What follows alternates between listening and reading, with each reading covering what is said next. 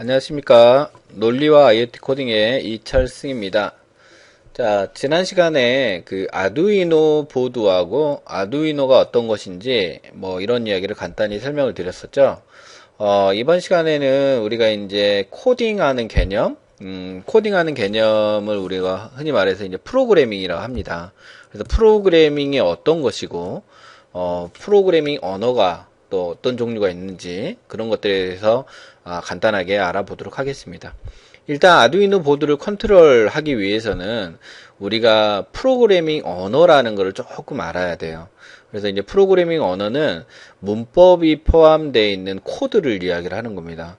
그래서 이제 우리가 컴퓨터 프로그램 언어 하게 되면 되게 어렵게 느껴지시는데 우리가 이제 아두이노 프로그래밍은 그렇게 어렵진 않습니다. 그래서 가장 기본적인 문법 정도만 알고 계셔도 쉽게 접할 수가 있어요. 근데 이제 우리 학습자들이 아직 프로그래밍은 처음 접하신 분들이 대부분이라서 좀 더 설명을 드려야 할 것 같습니다.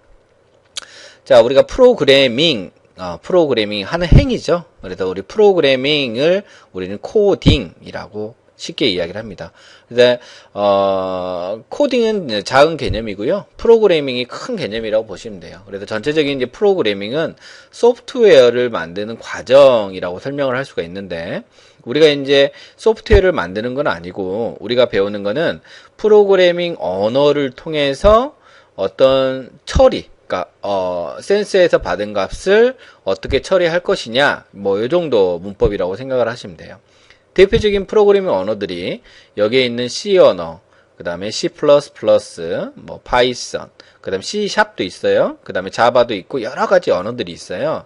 지금 이제 화면에 노트북에 HTML이라고 되어 있는데 이것도 언어예요. 그러니까 웹 페이지를 만드는 언어인데 우리가 이제 이런 언어들을 쓰는 건 아니고 여기에 있는 가장 기본이 되는 C 언어라는 요 언어를 조금 아셔야 돼요. 그래서 이 C 언어가 다른 랭귀지들의 기본 모태가 되는 언어라고 생각하시면 돼요. 가장 기본적인 베이직 언어라고 생각하시면 돼요. 그래서 이 베이직 언어가 아두이노에서 사용되는 코딩용 언어입니다. 그러면 아두이노는 C 언어로만 프로그래밍을 해야 되느냐? 그것은 아닙니다. 우리가 이제 스크래치라든지 여러 가지 코딩 언어를 써서 할 수는 있는데 우리가 배우는 학습은 쉬운 언어인 C 언어를 채택을 하는 거죠.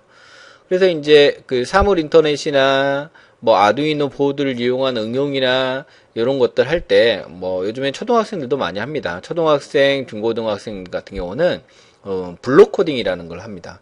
그래서 이제 블록 쌓기 형태로 순서적으로 이렇게 하는 건데 우리는 이제 대학생이니까 C 언어 정도는 기본적으로 약간은 학습을 하시고 이걸로 응용을 하는 게 더 효과적일 것 같습니다. 그래서 이제 프로그래밍 언어를 배우는 목적은 랭귀지 자체를 배워서 뭔가를 만들어낸다. 그건 아니에요. 사실은 이 프로그래밍 언어를 통해서 논리적이고 창의적인 사고를 깨워주자 하는 게 목적입니다. 그래서 이 교과목이 만들어진 이유도 그 이유 중에 하나입니다. 자, 우리가 이제 여기 보면은 순서도라 그럽니다. 순서도. 내가 빗자루를 들고 방을 쓰려야 하는데 어떻게 하면 될까라는 거죠.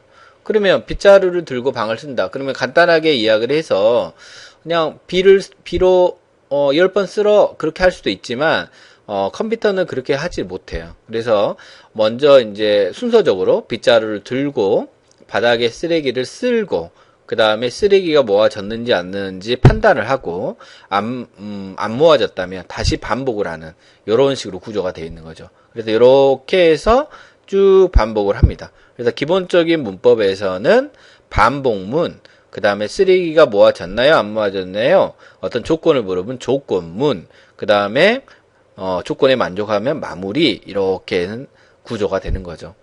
자, 이제 뭐 예를 들어서 코끼리를 냉장고에다 집어넣는다. 그러면 순서대로 한번 만든다면 일단은 뭐 다 준비가 되어 있는 상태에서요. 냉장고 문을 열고 그 다음에 코끼리를 집어넣고 그 다음에 냉장고 문을 닫아야 됩니다. 그 다음에 기린을 넣고 싶다.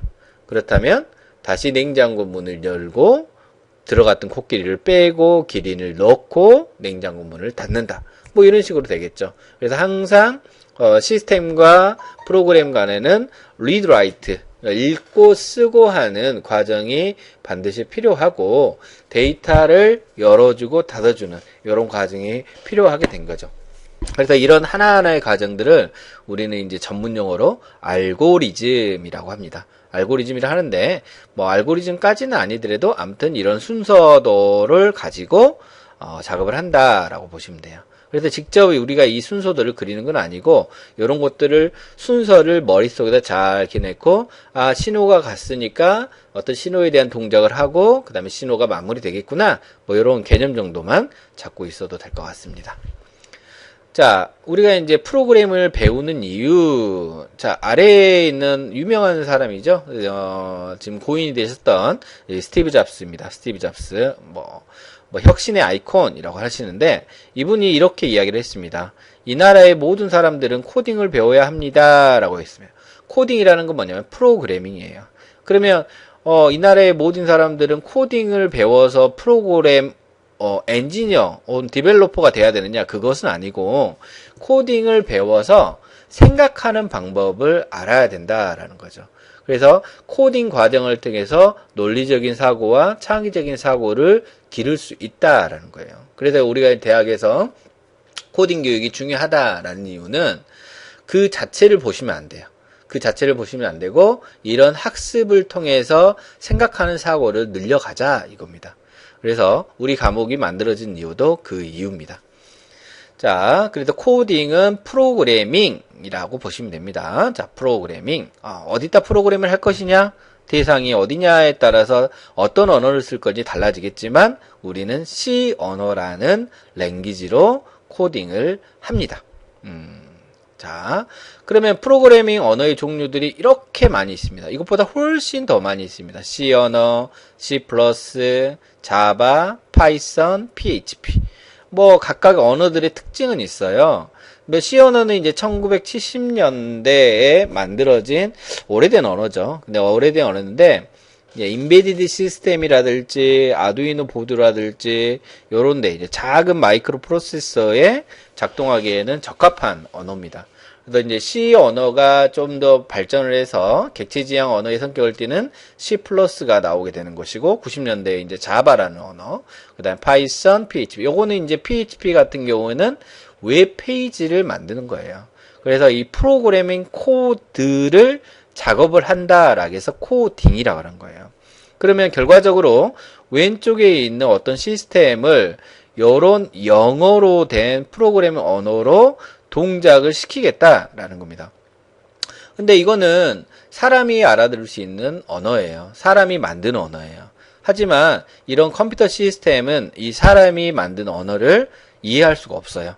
그래서 그러면 어떤 과정이 필요하느냐?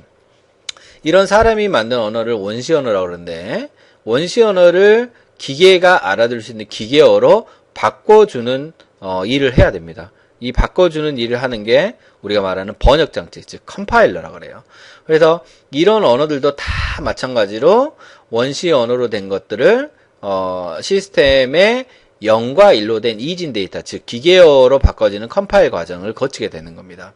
그래서 각각의 언어들의 특징이 있지만 원리 원칙은 다 비슷합니다. 자, 이게 이제 C 언어의 가장 기본적인 형태인데 우리는 이제 C 언어를 할 거예요. 학습을 할 건데 여기서 알아두셔야 될 거는 어렵게 느껴지면 어려울 수 있어요. 쉽게 이야기해서 가로가 붙어 있으면 함수예요. 가로가 붙어 있으면 물론 연산자도 있을 수가 있지만 대부분이 함수입니다. 그래서 함수라는 거 머리 아프시죠? 함수는 우리보다 훨씬 똑똑한 사람들이 어떤 동작을 해라 라고 만들어 놓은 거예요. 그러면 우리는 그 어떤 동작을 해라라는 함수를 가져다가 쓰기만 하면 되는 거예요. 우리가 엑셀도 많이 하시죠. 엑셀에서 합계를 구할 때 사용하는 함수가 뭐였죠? sum이죠. 마찬가지로 이것처럼 출력을 할 때 사용하는 C 언어의 함수는 printf입니다. 가로가 있죠. 자, 이거는 이제 뭔지 몰라도 hello world라는 글자를 화면에다가 출력했으면 좋겠네 이런 의미예요. C 언어는 이런 형태예요. 그 다음에 자바도 마찬가지로 자바는 여기서 출력 구문이 이거예요. system.out.println hello world를 출력했으면 좋겠네 이거예요. 비슷하죠? 파이썬 한번 가볼까요? 파이썬은 print hello world hello world를 출력했으면 좋겠다라는 거예요. 그래서 모든 랭귀지들이 대부분이 C 언어의 형태로 띄어 있습니다. 자, 아두이노도 마찬가지로 C 언어를 가지고 만들었어요. C 언어를 가지고 만든 언어이기 때문에 이런 프로그램들을 할 수 있는 통합 개발 환경인 IDE 환경을 설치를 하고 혹은 우리가 시뮬레이터를 할 수 있도록 이런 과정을 하도록 하죠. 그래서 챕터 3에서는 실제로 논리와 IoT 코딩에서 여러분이 작업을 해야 될 아두이노 프로그래밍을 할 수 있는 스크래치 혹은 스케치 도구를 한번 설치를 한번 해보도록 하겠습니다. 자, 간단하게 프로그래밍 언어가 어떤 것들인가.